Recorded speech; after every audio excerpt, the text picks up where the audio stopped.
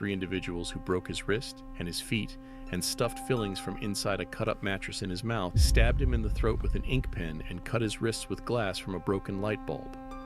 The attackers, Cody Brock and James Collins.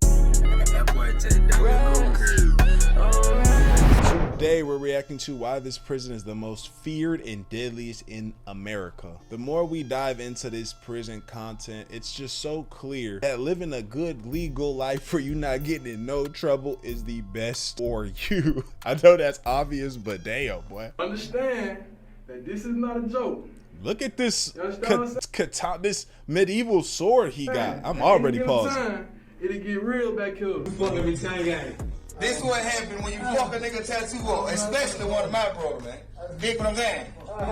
They got his arms tied up with a rubber. Oh! Where the guards at? They hear all that? The guards? Hey, these niggas is throwed up.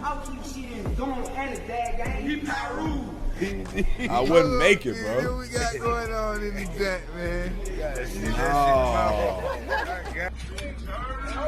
Get down back there. What's up?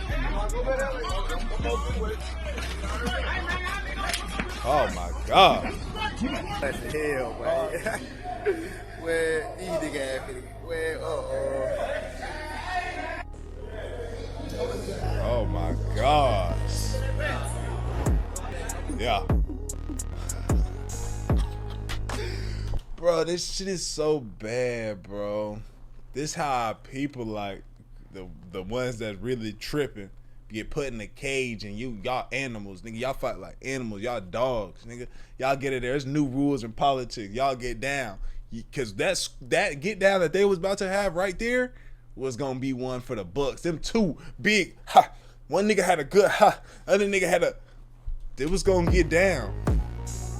Georgia is the 8th most populous state in the United States and has the 4th highest prison population. Like they outside. The state of Georgia houses over 50,000 inmates in 34 facilities across the state, with 25,000 of those prisoners being labeled violent offenders. There are also 9,600 inmates currently serving life in prison and over 40 inmates currently on death row awaiting to be executed. Since the year 2022, there has been a total of 113 murders inside Georgia prisons, with 44 already this year. This includes one of the deaths involving an inmate in June of this year, who got his hands on a gun and killed a civilian food service worker with whom he was having a relationship with. After he shot and killed her, he turned the gun on himself and committed suicide. The shooter was able to get the gun by having a civilian on the outside fly a drone over the prison with the gun attached to it and drop it in the prison yard where he would collect it. He had been in prison for 9 years on a manslaughter charge, with his earliest release date being 2043. This murder would be the second death of a prison staff member in Georgia in less than a year, with the last death involving a prison guard being stabbed to death from behind with a homemade knife. Oh my God. The Georgia prison guard job has a high number of... That's why they not regulating nothing. They just letting them like, bro, we not dying for this. I'm with them. Hey, if I know, hey, I stopped the motion and they like, hey, he's stopping the motion. We gonna take care of him. Trust and believe. And if as soon as I hear all of them gathering, I hear all the knives clinking, shing, shing. I hear them down the hallway on everything I love. If I'm the CO, I'm turning around like this and I'm acting asleep.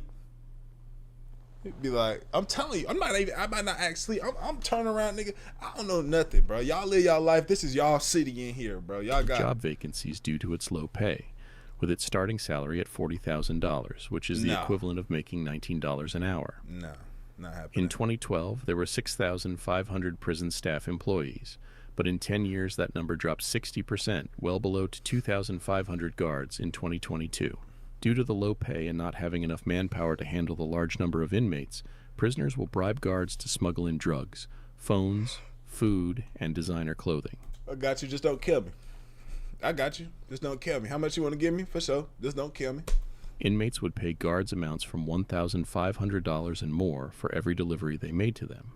Look at this. Since 2018, there has been a total of 360 prison staff members fired for being involved in smuggling contraband, sexual assault, and extortion. In 2019, a correctional officer was caught trying to smuggle in 8 cell phones and 2.6 pounds of meth to an inmate, for which she was going to receive $10,000, but she was caught and would eventually be sentenced to 5 years in federal prison. Prison guards would even go above and beyond when an officer was on an inmate's payroll. The inmate paid the officer to kill another female officer who decided to stop moving drugs for him. The inmate would later attempt to send another hit on another officer, but the hitman ended up killing the wrong person. Now the inmate is currently on trial awaiting the death penalty. Even a prison warden was caught drug smuggling, and it was found that the warden was getting paid well above $44,000 from various inmates to help smuggle in drugs and other illegal items. Wow. In 2023, prison officials would shake down and search inmate cells, and that year they would find a total of 6,300 cell phones, 1,432 pills, 242 pounds of cocaine, 300 pounds of marijuana, 769 pounds of meth, fentanyl, and heroin, which investigators would calculate the street value to be a total of $4,320,000 worth of contraband seized. The year before, an inmate with access to a cell phone scammed the Charles Schwab Bank out of $11 million, and he would eventually be caught. Nigga hit a crazy play inside, bro. He hit $11 million play inside. After he was released from prison, he was arrested by federal authorities and would eventually be sentenced to 11 years in federal prison. The Georgia Department of Corrections would document a total of 15,000 gang members, with the most well-known gangs being 4,700 Bloods, 3,900 Gangster Disciples, and 1,400 Crips. In October of 2024, the federal government Department of Justice would launch a full investigation into... Bro, everything I love, God forbid, if there was some type of life where I was in this situation, I went to this prison, I would turn into one of them religious niggas so fast. I'll be passing around Bible. How you doing, young brother? I'm here to spread the Lord's word today. Like, they would just see me as that. I'm spreading the Lord's word today. How y'all doing? Y'all good today? For sure. You know what I'm saying? The drugs? No, I'm straight. No drugs for me. You know what I'm saying? Oh, murder? No, I'm good. I'm just gonna sit back and I'll be in there. I'll just be studying the word. I fake like I'm studying the word. They be like, dang, that dude right there, man, he a good dude. How y'all doing, brother? Y'all good? Y'all good today? Like, y'all gonna see me as that. I'm praying for y'all today. Don't get me wind up in none of this, man. I'm a good guy, man. To the horrific conditions and corruption in the Georgia prison system. Due to the lack of prison staff in 2021, there were a total of 702 sexual abuse acts against inmates in Georgia, with most of these victims being a part of the LGBT community. Gangs that run housing units often target LGBT inmates with physical violence to force them out of the gang's housing unit. For example, in 2022, 24-year-old openly gay and transgender inmate Tristan McKee, who had a history of mental illness and suicidal ideations, was placed in a gang housing unit that was very hostile against LGBT inmates. He was attacked and beaten by Bloods and Gangster Disciples, and while he tried to run and escape, he was stabbed 12 times, including being stabbed in his eye, and prison guards would respond 45 minutes later. Hours later, he was pronounced dead. The day before his death, he told prison guards that he needed help leaving his housing unit because he felt that his life was in danger, but the guards ignored him. At the time of his death, Tristan only had 1 more year in prison left until he was eligible to come home. And tortures are very frequent in Georgia prisons. For example, in August of 2020, an inmate passed a note to an officer stating that the inmate in the cell next to him kept screaming for help. So when the officer opened the cell next door, the officer found an inmate who had been held and tortured for almost 4 days. He had been injured in his eye and he suffered a traumatic brain injury. He was airlifted to an outside hospital where he would later survive. Another incident in that same month involved an inmate who dug a hole in the wall into another man's cell, where the inmate would slide his way into the other man's cell, beat him, and rape him. A female officer would find the victim hidden under his bed with his head bleeding. He was hospitalized for head trauma requiring 26 staples and was treated for rib fractures and fractures to his fingers. These is the worst of the worst niggas in here. I ain't gonna lie, they just need to go ahead and just plant C4 all around this motherfucker, bro. And I know there's some nigga people that are innocent in there. There's some people that are just trying to do their time and get out. And maybe these people are involved in. So how do you stay out of this? I just know this is just too crazy. They just need to go ahead and take care of all of that. You know what I'm saying? For the greater good. An even worse story is when in 2022, 18-year-old inmate Jacob Daniels was attacked by 3 individuals who broke his wrist and his feet and stuffed fillings from inside a cut-up mattress in his mouth, stabbed him in the throat with an ink pen, and cut his wrists with glass from a broken light bulb.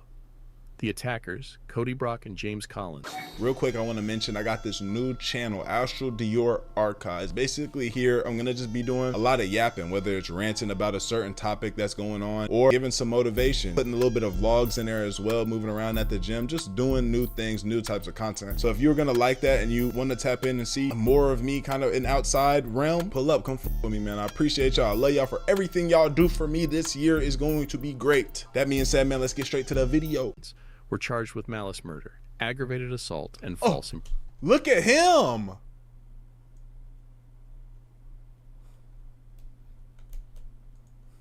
imprisonment.